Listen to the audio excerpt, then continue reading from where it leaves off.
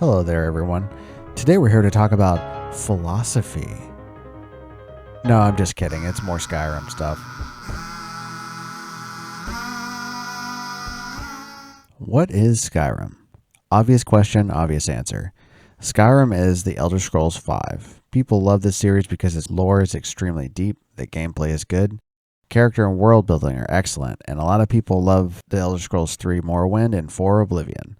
And then there's the modding.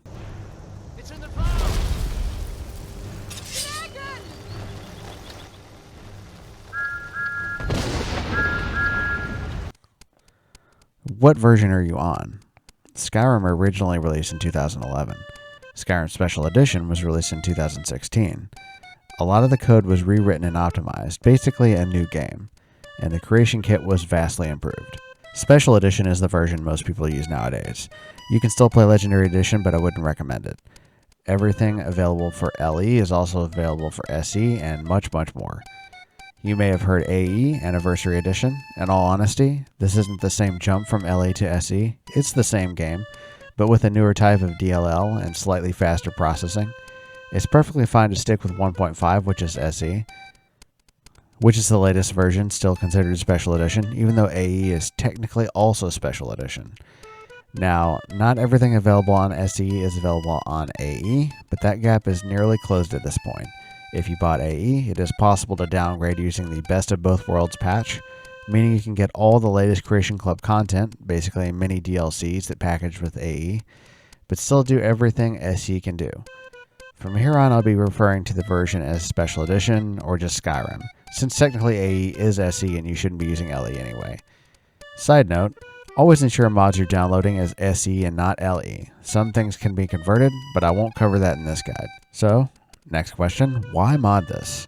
Well, Skyrim Special Edition is probably the most modded game in existence. Okay, Minecraft beats it in. What the heck is Gary's mod? Anyway, point being, Skyrim's become almost like a modding platform at this point.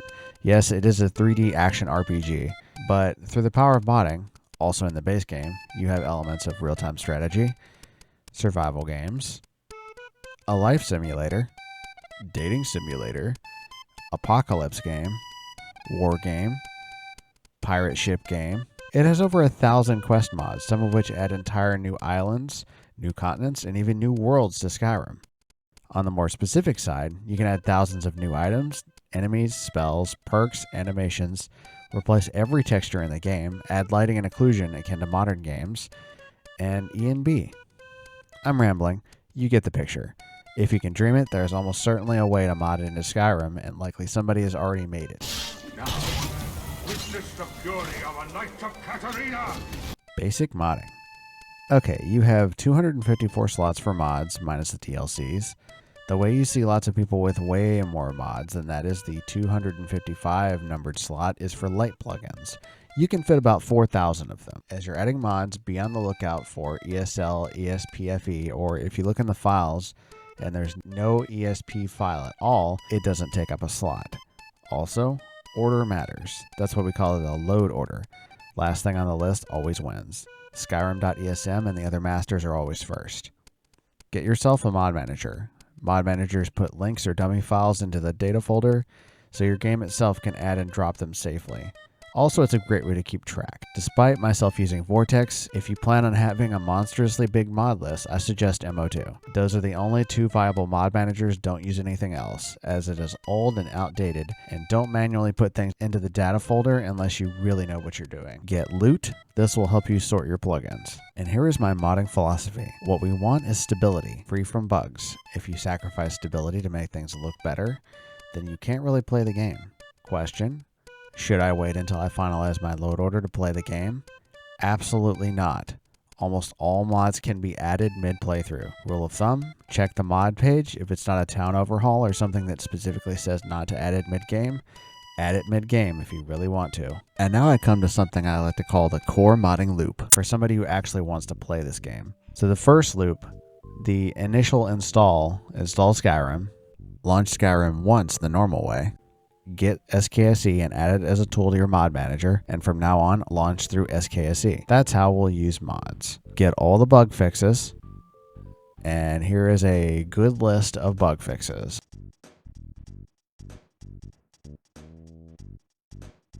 I suggest for your first loop, start a new game for testing purposes as you start to add mods. The first loop is in prep for this, the core loop.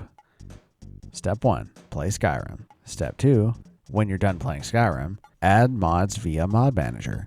Sub-step, make sure your mods can be added mid-playthrough. Always read the description and get all the requirements to any mod that you add.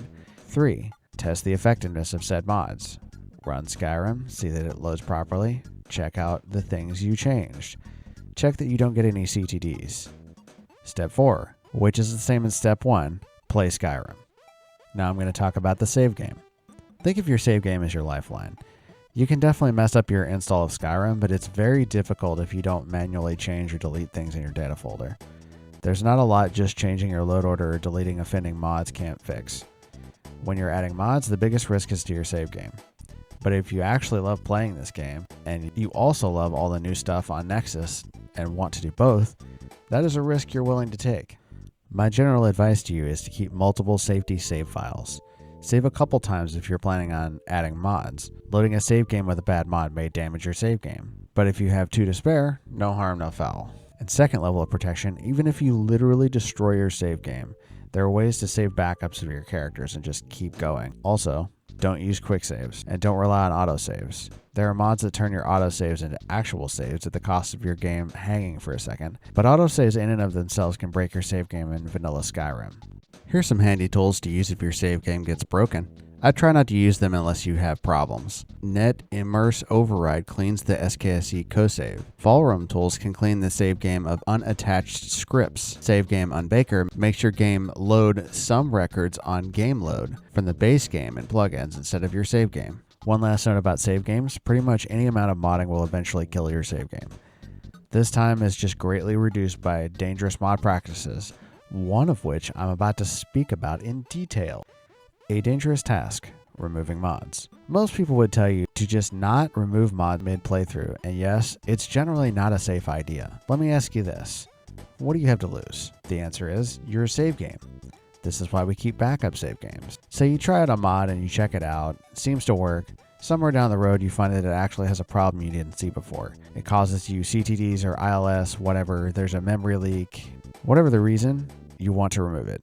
Standard practice is just to remove it from your load order and roll back to a save that didn't have it. This is the only fully safe option.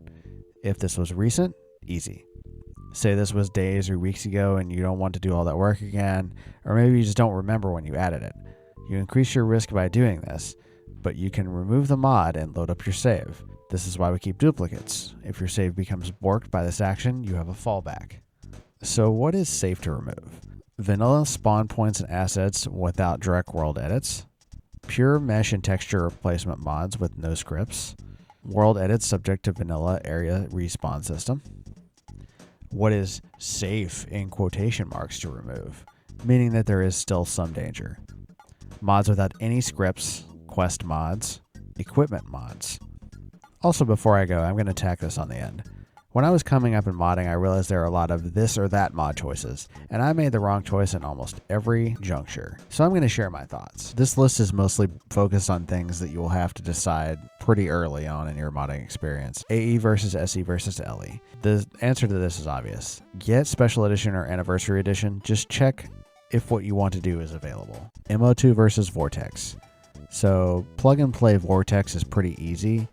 But if you have a large load order, then sorting becomes incredibly slow. So I would suggest if you have, I would say less than 200 plugins, go ahead and use Vortex, but above that, use MO2. It gives you more control and everything. You don't need to deploy anything or sort anything. You manually sort everything. Finesse versus Nemesis. Get Nemesis. It can do everything Finesse can do and way more, and it does it way better and faster. BHUNP versus CBBE. Really, either one is viable. CBBE has way more support. A lot of people make outfits for it, but BHUNP also has a lot of outfits. The reason it's less supported is because it has way more bones. No, not that kind of bones. These kind of bones. And it's harder to create outfits for it, but the physics and the shape of the body are way more detailed. So if you do get into texture replacers, I would suggest checking out your resolution and going with that. Like, you don't need 4K textures if you have a 1080 monitor. Now, I'm not saying that you can't have textures that are higher than what your monitor would normally allow. It'll just make it more detailed, because that's not how resolution works. But also check with your processing power and your, SSD space.